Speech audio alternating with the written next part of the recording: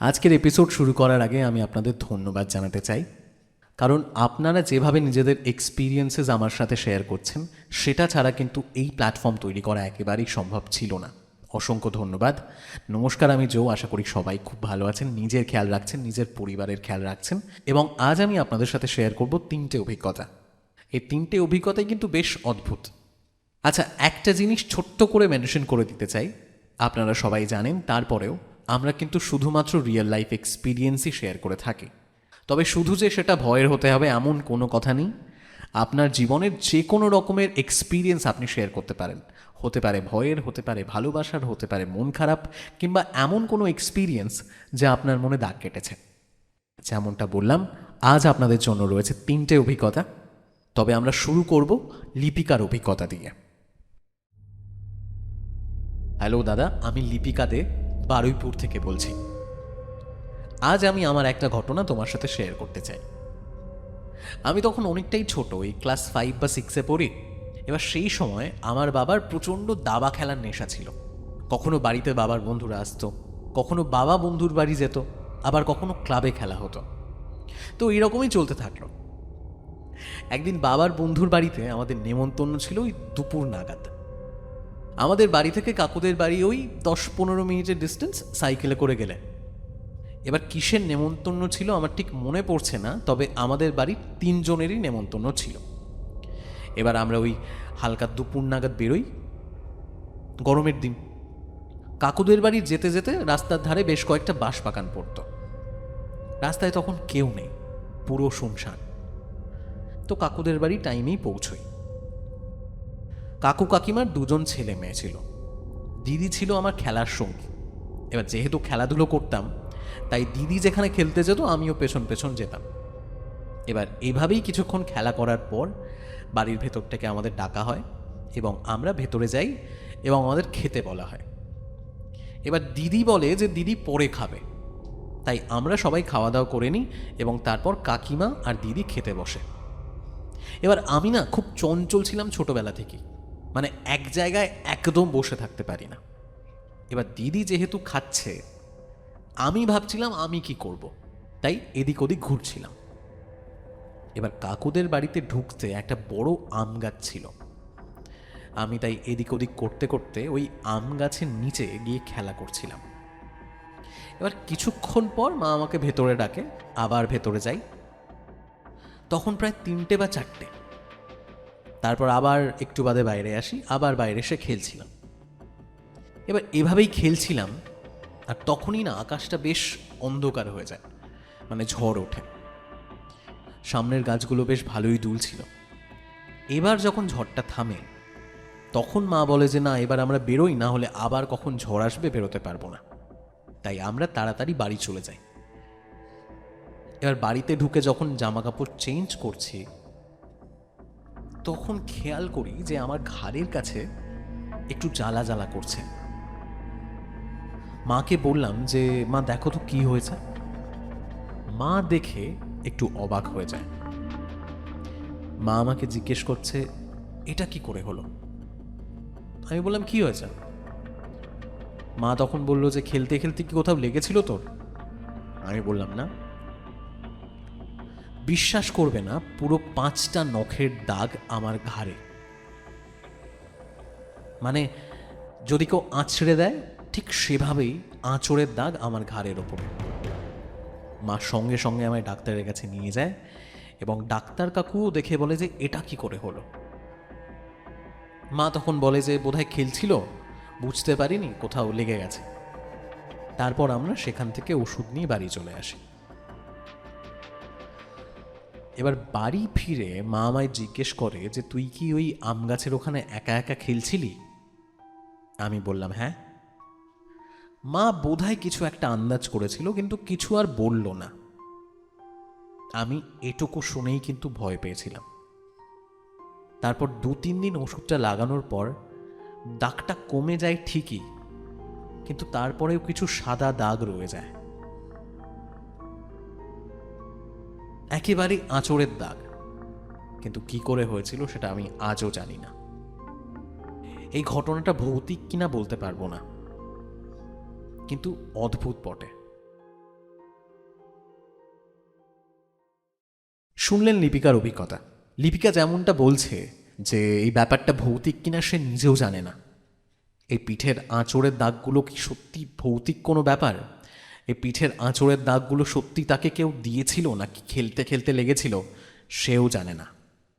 যাই হোক না কেন, ব্যাপারটা কিন্তু বেশ অদ্ভুত। আপনাদের কি মনে হয় জানাতে একেবারেই ভুলবেন না। চলে যাব আজকের পরের অভিজ্ঞতায়। আজকের পরবর্তী অভিজ্ঞতা শেয়ার করেছে রেশমা, এবং রেশমার সাথে ঠিক কী ঘটনা ঘটে এবং ব্যাপারটা কতটা ভয়ের, চলুন আপনাদের শুনিয়ে ফেলি।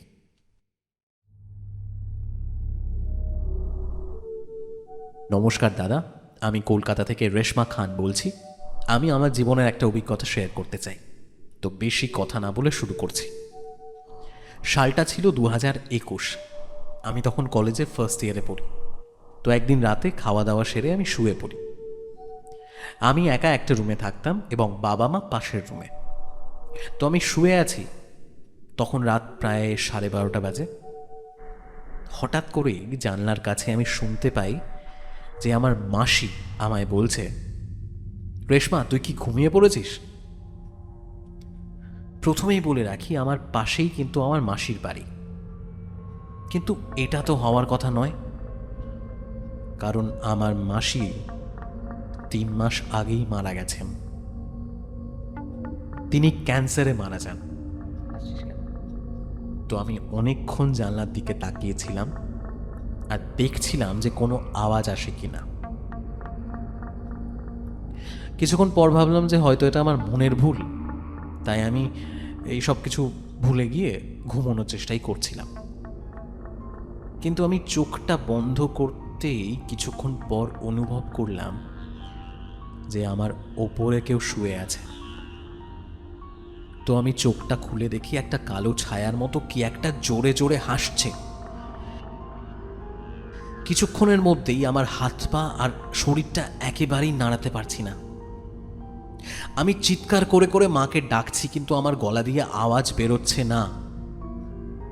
আমি খুব ভয় পেয়ে যাই।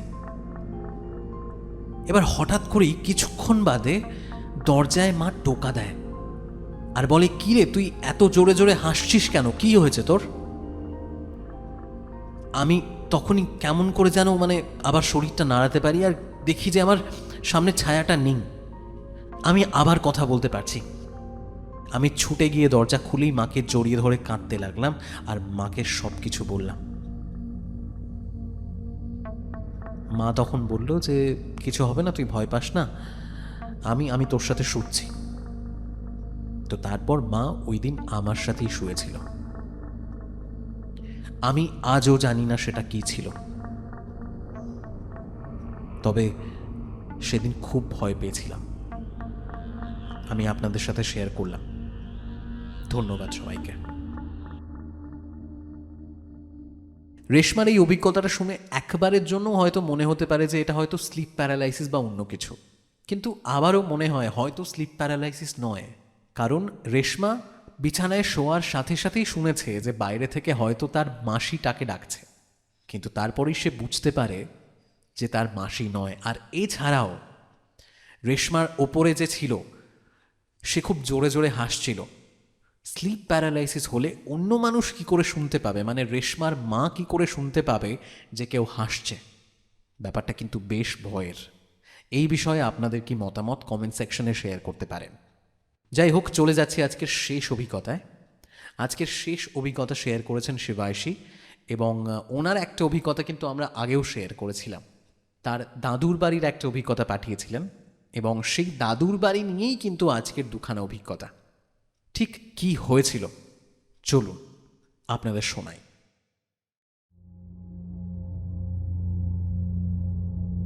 দাদা, প্রথমেই তোমাকে অসংখ্য ধন্যবাদ আমার অভিজ্ঞতাটা শেয়ার করার জন্য।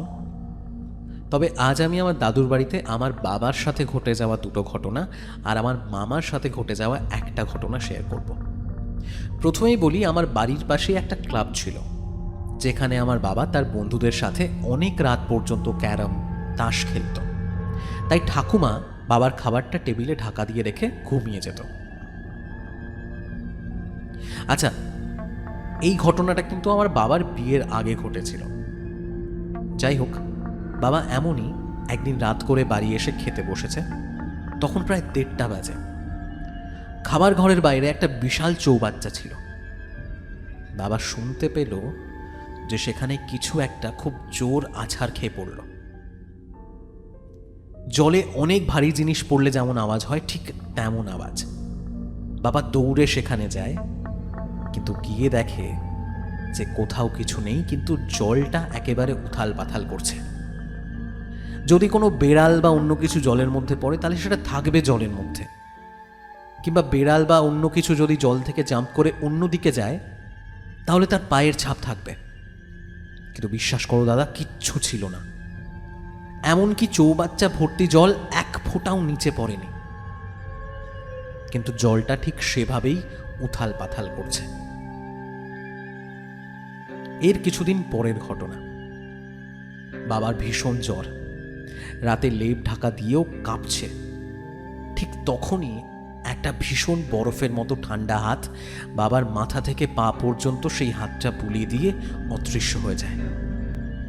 আর সঙ্গে সঙ্গেই বাবার জ্বর নেমে যায়। বাবা একেবারে সুস্থ হয়ে ওঠে। এই ব্যাপারটা কি ছিল বাবা কিন্তু সেদিনও বুঝতে পারেনি। এবার বলি আমার মামার সাথে ঘটে যাওয়া ওই বাড়ির আরও একটা ঘটনা। ওটা ছিল 3 তলা বাড়ি। বাড়িতে 2 তলা সিঁড়ির মাঝে একটা রুম ছিল, যেটাকে আমরা 2.5 তলার ঘর বলতাম। সেইখানে আমার মামাকে শুতে দেওয়া হয়েছিল। বলে রাখি, আমার পিসির ওষুধের বিজনেস ছিল, তাই ওই রুমটার বাইরে একটা ডাস্টবিন রাখা থাকতো, যেটাতে ওষুধের অনেক কাঁচের শিশি জমে থাকতো। ঠিক রাত 2টো নাগাদ মামার ঘুম ভেঙে যায় টুংটাং শব্দে। মামা বিছানার উপর উঠে বসে আর ভালো করে আওয়াজটা শোনার চেষ্টা করে। মামা বুঝতে পারে যে আওয়াজটা সিঁড়িতে রাখা ডাস্টবিন থেকেই আসছে। মামা ভাবে যে ইঁদুর হবে, তাই দরজাটা খুলে দেখতে যায়। ওই সিঁড়ির কাছে একটা ছোট্ট লাইট জ্বলছিল। তো মামা তারপর বাইরে এসে যেটা দেখে সেটা হলো একটা কঙ্কালের মতো হাত, শুধু কবজি পর্যন্ত দেখা যাচ্ছে। আর সেই হাতটা ডাস্টবিনে রাখা শিশিগুলো নাড়াচাড়া করছে। মামা প্রচণ্ড ভয় পেয়ে যখন বড় লাইটটা জ্বালায়, তখনই সেই হাতটা অদৃশ্য হয়ে যায় মামার চোখের সামনে। তাছাড়াও বলে রাখি, ওই সিঁড়িতে প্রায় রাতে মনে হতো যে কেউ যেন বড় লোহার সিন্দুক টেনে টেনে ওপর থেকে নিচে নামাচ্ছে। আমি যে আমার আগের অভিজ্ঞতাটা শেয়ার করেছিলাম, আমি সেখানে এই সিঁড়ির কথাই বলেছিলাম। আমি ঠিক এই সিঁড়িতেই ভয় পেয়েছিলাম। আমারও মনে হয়েছিল যে ওই সিঁড়িতে আমার কারোর সাথে ধাক্কা লাগে এবং ধাক্কা লাগার পর সে আমার পাশ দিয়ে চলে যায়। দাদা, ওই বাড়ির অনেক ঘটনা আছে, আরও শোনাবো পরে। Thank you.